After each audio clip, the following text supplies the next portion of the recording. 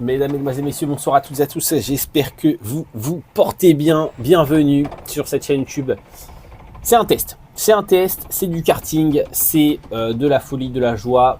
Installez-vous confortablement. On va se régaler. On démarre le kart. On va présenter le kart, la piste un petit peu plus tard. Et puis, on ferme les visières et on va pouvoir y aller d'ici... Et voilà, et on cale directement, toujours commencer par une petite session qui cale, c'est normal, on accélère et on va pouvoir repartir. Donc, petite vidéo karting, petite tentative, et voilà, alors là, je sais que ça plaît à certains, je sais que certains détestent. Pourquoi je fais ça, je sais pas trop, j'y vais comme un bourrin, c'est pas forcément idéal pour le kart, je le sais, après c'est pas mon kart, j'avoue. Mais on peut respecter un peu plus le matériel, surtout que ça sert à rien, hein, sachez-le, tous ceux qui se disent que là, ça c'est essentiel. Non, c'est juste que je m'ennuie, que j'attends mon frère qui est derrière le temps qu'il arrive. Donc voilà, j'essaie de chauffer les pneus, j'essaie surtout de m'amuser comme je peux pendant 30 secondes. Et puis voilà, parce que honnêtement, vous faites un tour avec un petit peu de rythme. Voilà, les pneus ils sont chauds. Au bout du deuxième tour, les pneus ils sont en condition idéale selon les conditions de la piste. Donc honnêtement, il n'y a pas besoin de faire ça. Vous voyez, là, juste en roulant comme ça, on chauffe naturellement les pneus et c'est bien meilleur pour le kart et pour les pneus aussi. Donc voilà.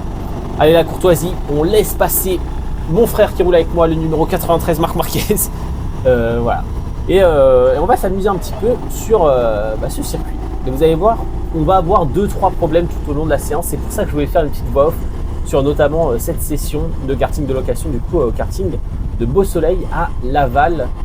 390 cm3, 14 chevaux, je dirais à peu près. Et puis session ouverte, session libre de location. Allez, l'aspiration, on va directement se mettre dans l'échappement et pourquoi pas tenter. Voilà, le premier dépassement ici à la cuvette, c'est assez simple comme dépassement, mais il ne faut pas se louper. Donc voilà, le dépassement, on empêche toute tentative de recroiser et de me redépasser dans la montée. Et puis là, vous allez voir, je vais expliquer ce qui se passe. On regarde derrière. Et voilà, il y a déjà 3, 4, 5 cartes d'écart avec mon frère. Malheureusement, vous allez très vite vous en rendre compte, il a un problème avec ce karting, c'est la différence de puissance. Les cartes ont honnêtement pas la même puissance et ça nous a un petit peu gêné voilà, pour les batailles et ainsi de suite parce que je lui mets tempête en réaccélération et c'est un grand circuit. Il y a déjà quelqu'un dans l'air, il y a déjà quelqu'un dans le bac et gardez ce quelqu'un à l'œil, gardez-le en tête. Voilà, la courtoisie toujours, on lève le bras, on appelle l'assistance finalement parce que il a le droit lui aussi de passer un bon moment, de faire 2-3 minutes de karting, mais en même temps j'ai envie de lui dire, mec, t'es dans le bac minute 1 de la session, reste dans le bac en fait, tu l'as cherché, c'est tant pis pour toi. C'est à cause de ces gens-là que du coup le karting est de plus en plus réglementé, c'est de plus en plus surveillé, qu'après les gens ils font confiance à personne. Minute 1, tu te retrouves au fond du bac. Bien évidemment qu'après les gens ils ont plus confiance et qu'ils ont peur des jeunes, des nouveaux, des ainsi de suite. Donc ça c'est le premier point. Deuxième point, on relaisse passer le pouce, toujours la courtoisie, on vous l'a dit bien évidemment, c'est essentiel sur un circuit, pas du tout. Mais c'est toujours sympa, allez. Donc là on se relance pour une petite bataille et vous allez voir on va tenter un dive ici, directement à l'épingle dans l'infield du circuit, partie un peu plus lente, un peu plus technique. On va se faire décroiser, on va laisser passer à l'intérieur mais il va bien garder de la vitesse sur l'extérieur et dans l'épingle finale. Dans l'épingle finale, il va conserver la position et puis là, la réaccélération, je lui mets le petit coup de pare-choc pour lui donner de la vitesse, de l'élan parce que vous allez le voir en ligne droite, je suis quand même plus rapide, vous voyez, notamment avec l'aspiration mais aussi rien qu'avec la puissance du moteur. Et il y a énormément de déchets qui partent des pneus de mon frère devant et vous allez le voir notamment sur son pneu arrière droit, le pneu et il y a énormément de composants de gomme, de résidus de gomme, vous le voyez, la surface du pneu n'est pas du tout lisse. Donc je pense qu'il y a eu ça aussi en début de session. Et voilà, on va replonger ici dans la cuvette, au freinage. Là, ce qui est important, c'est juste de faire attention à ne pas se faire emporter vers l'extérieur pour ne pas se faire décroiser. Si vous gardez une trajectoire assez saine vers l'intérieur, c'est compliqué de repasser. En plus, si la personne retente à l'intérieur, vous cassez totalement la sortie de virage qui est remontée. Et là devant, il y a quelqu'un qui zigzague un peu. Alors, ça se voit pas trop à la caméra, mais vraiment, je vous jure, regardez là, encore une fois, il se décale alors que c'est pas la trage. Mais voilà, 2-3 petits coups de volant, on s'en sort et on dépasse le retardataire. Et puis on se relance, toujours faire attention quand on est un peu plus rapide et ça doit prendre des précautions.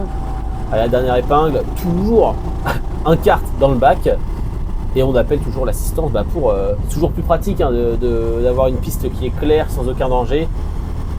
Parce que vous allez voir, ce gars-là est un réel danger pour les différents kartings autour de chez vous. Donc voilà, honnêtement, vraiment piste super sympa, super agréable, très très rapide, mais avec quand même des gros points de freinage. Vous voyez là, le premier virage qui passe à fond. Là on arrive dans la cuvette. Moi j'aime bien relâcher un petit peu, puis la mettre un bon coup de frein. Bah, c'est nécessaire en fait pour faire pivoter le kart et se relancer correctement. Ici on croque un peu le vibreur. La remontée, la ligne droite, ça passe à fond. Là on va arriver sur un nouveau freinage, sur un virage très rapide. Voilà, gros freinage, on plante les freins. Là on prend beaucoup de vitesse, on enroule. Long gauche hyper satisfaisant. Là ici gros freinage aussi sur l'épingle. Bon là il est totalement raté, ne prenez pas ça en compte. La long gauche encore une fois ultra satisfaisant en appui à la Vmax du kart quoi. Là on lève la main parce que je vois que le gars est debout. Et ça normalement vous le savez, ceux qui font un tout petit peu de kart, ceux qui ont déjà roulé sur un kart de location, c'est juste interdit d'être debout dans ce genre de situation. Donc je lève la main, je ralentis et puis voilà. Et là on laisse passer le browser pour pouvoir dépasser un peu. Voilà, ça c'est la tête de quelqu'un qui est dépité. Mettez 5 secondes en arrière, vous allez voir, c'est la tête de quelqu'un qui n'a pas de moteur. Et c'est toujours frustrant, c'est sûr. Mais puis là je me prends un survirage de l'espace.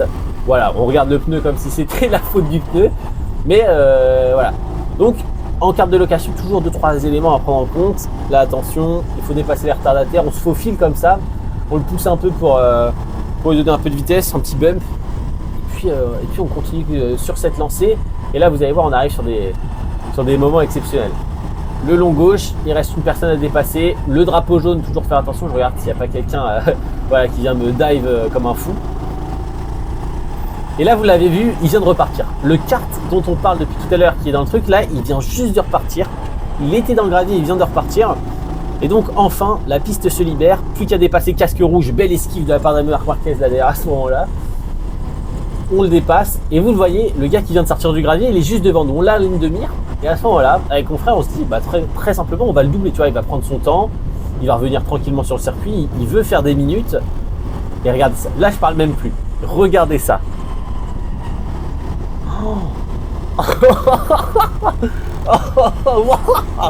Ah, c'est exceptionnel. Non mais le gars, il faut quand même se rendre compte de la dinguerie. Le gars vient de passer 6 minutes, à peu près 6-7 minutes sur une session de 10 minutes, hein, à 25 balles ou un truc comme ça. Sur une session de 10 minutes à 20 balles, le gars vient de passer 6 minutes dans le bac. Il a fait une ligne droite, un virage à droite, une ligne droite, un nouveau virage à droite. Il est déjà de nouveau dans le bac. Alors que là, on lance un dive dans les parcs à l'intérieur. On va encore une fois emporter un peu de vitesse. Et cette fois-ci, ça va passer. Vous voyez, hein, on était un peu mieux que la fois d'avant. Toujours cette épingle qui est prise de manière catastrophique, mais on passera. Mais du coup, c'est une folie. Tu es là, tu fais une location, tu te dis, je vais venir me régaler un dimanche. Je sais pas, il est quel jour là. Mais avec mes collègues, mes parents, ma famille, je sais quoi. Et là, bam, tu fais un demi-tour, tu es dans le bac, tu reprends le kart, tu te mets dans le talus là-bas au fond, tu défonces le kart et ton coccyx. C'est une folie. Franchement, mais juste faites pas ça en fait. Juste allez doucement. Et en plus, je vous mettrai un ralenti à la fin, mais regardez la position qu'il avait dans le kart. Il avait les deux pattes en l'air. Je sais même pas ce qu'il faisait en fait. Je ne sais pas, je comprends pas pourquoi il n'a pas freiné. Je comprends pas c'était quoi la pose qu'il avait. Là, il y a encore un gars qui était arrêté au milieu de la piste, bref, dans la montée, il faisait un démarrage en côte, le type. Bref, voilà. Honnêtement, le circuit est super, les cartes sont bien. Bon, là, on a eu ce petit problème de moteur. Le circuit super, les cartes sont bien, l'équipe, elle est au top et tout. Mais franchement, sur cette session, on a eu le droit à 2-3 spécimens. Alors que vous le voyez, hein, franchement, on n'est pas beaucoup. Hein. On doit être 6-7. Et quand même, malgré tout ça, on n'a pas eu un seul tour clair. Pas un seul tour clair depuis le départ. Donc voilà, c'est pour ça, moi, le kart de location, je kiffe beaucoup. Mais bon, là, on y est très clairement pas pour faire un chrono. Hein. Si vous voulez faire un chrono, vous inscrivez sur une course SWS, une course d'endurance, une course sprint, et il y aura des séances de qualif. Et là, vous pourrez faire des chronos. Mais là, ouais, c'est plus pour faire de la bataille, pour rouler, avoir un peu de temps de roulage, surtout pour ça. La cuvette, donc on l'a dit, là, gros freinage. La remontée qui est ultra importante. Toujours un gars, là, on doit ralentir parce qu'il y a le quad et le gars qui sont toujours à l'arrêt. Là, la back straight, enfin la contre-ligne droite du coup, pareil, on doit prendre de la vitesse. Gros virage à gauche, trop satisfaisant toujours. Là, faut pas s'écarter trop non plus. Faut revenir assez rapidement. Là, l'épingle, attention au retardataire, de pilote. Et là, regardez, il est tout à droite, d'un coup il revient tout à gauche.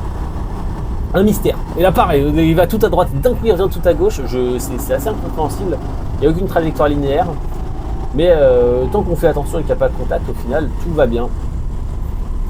Et là on va se lancer dans notre dernier tour, donc vous voyez il n'y a eu aucun tour chrono, malheureusement il n'y a pas eu non plus énormément de batailles, vu qu'on a eu ce petit problème, et à chaque fois j'étais un peu concentré aussi sur ce qui se passait autour, et voilà, c'est pour ça que je suis un peu déçu, dernier tour, les feux rouges, et là je me fais dépasser, on va pouvoir retenter directement en bas ou pas, et oui, là comme je vous l'ai dit, l'important c'est de garder l'intérieur, et là honnêtement il y avait la place pour retenter, mais je sais pas si juste il s'est fait emporter à l'extérieur par mon attaque, et du coup il a été un peu bloqué, ou si il a juste pas vu l'opportunité, mais voilà. On va terminer cette séance complètement loufoque, chaotique en même temps, mais voilà, donc dites-moi ce que vous pensez de tout ça dans les commentaires. Mais franchement, je suis sorti de cette séance, je me suis en même temps j'avais un peu peur parce que je me suis dit, donc ça, eux ils ont le droit de faire du karting, et en même temps c'était quand même vachement drôle quoi. Et donc là la carte va venir se couper et se brider, voilà, c'est fait, et on va rentrer très tranquillement dans la voie des stands. Bon, dites-moi ce que vous avez pensé de cette session. Est-ce que vous avez déjà eu vous aussi des gens dans votre session de karting qui partent comme ça là, qui font du airtime avec leurs cartes dans l'herbe là, qui se prennent pour des cartes cross? Franchement, les gars, honnêtement, l'une des plus grosses expériences de ma vie en karting. Je n'ai jamais vu ça. C'était assez exceptionnel, assez drôle. Bon bah merci d'avoir regardé. N'hésitez pas à vous abonner, à mettre le petit commentaire. Oh putain, je suis juste débile. Et puis, ciao ciao.